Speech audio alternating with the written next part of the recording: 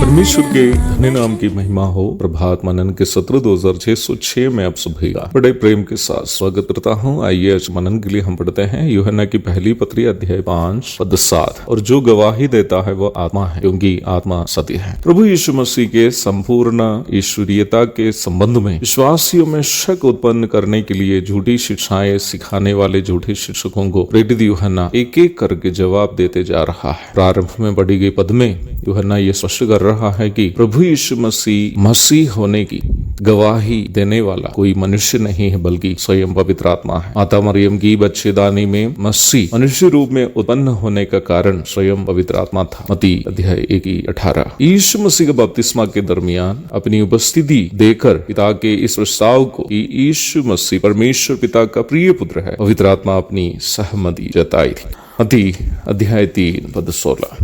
पेंतेकोस्त के दिन से लेकर अभी तक प्रेरितों के द्वारा हो या अन्य प्रचारकों के द्वारा यीशु मसीह होने की गवाही देने वाला भी पवित्र आत्मा के अलावा दूसरा कोई नहीं। प्रेरितों के काम 1:8 अध्याय 2 की 32 से 36 तक। आज भी कोई भी व्यक्ति यीशु मसीह को अपना उद्धारकर्ता एवं प्रभु के रूप में ग्रहण करता हो और उनकी गवाही देकर इस दुष्ट संसार में प्रभु की महिमा के लिए जीवन व्यापन करता हो, तो पवित्र आत्मा की मदद के बिना वो कार्य संभव नहीं है। यूहन्ना अध्याय 16 की 7 से 14 तक। पहला कुरिन्थी अध्याय 12 की 3 में प्रेरित पौलुस कहता है, ना कोई पवित्र आत्मा के बिना कह सकता है कि यीशु प्रभु है। लेकिन इसी वाक्य के ठीक पूर्व पौलुस ने कुछ और भी कहा, वो इस प्रकार है, जो कोई परमेश्वर का आत्मा की अगुवाई से बोलता है वो नहीं कहता कि यीशु श्रापित है। पौलुस भी यहाँ उन झूठे शिक्षकों की जो यीशु मसीह को एक साधारण पापी मनुष्य के रूप में प्रस्तुत करते थे आलोचना कर रहा है।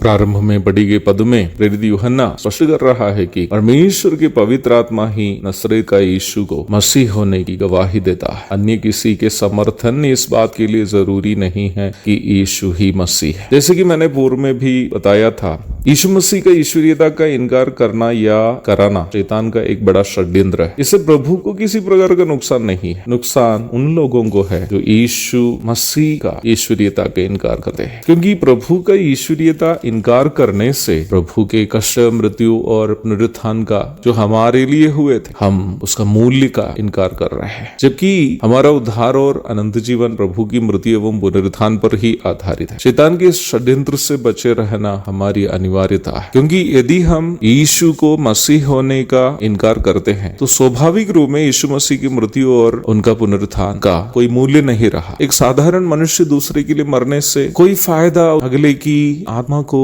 नहीं मिलने वाली है। यीशु परमेश्वर का पुत्र है और वह हमारे बदले में मर गया और जी उठा, इसलिए मुझको और आपको उद्धार है। और इसलिए ही शैतान झूठे शिक्षकों के द्वारा फैला रहा है कि यीशु एक साधारण मनुष्य है, न कि मसीह। ऐसे कहने से यीशु मसीह को ग्रहण करने से लोग वंचित रहेंगे, जिससे उसका उद्धार ही नहीं होगा। इस बड़ा षड्यंत्र को मसीह विश्वासी अवश्य समझने की अनिवार्यता है, ताकि उद्धार का महत्व को हम कभी नजरअंदाज न करें। एक और शुभ दिन की धन्य कामनाओं के साथ आज का मनन में समाप्त करता हूँ। प्रभु आप सबको आशीष दे। आमीन।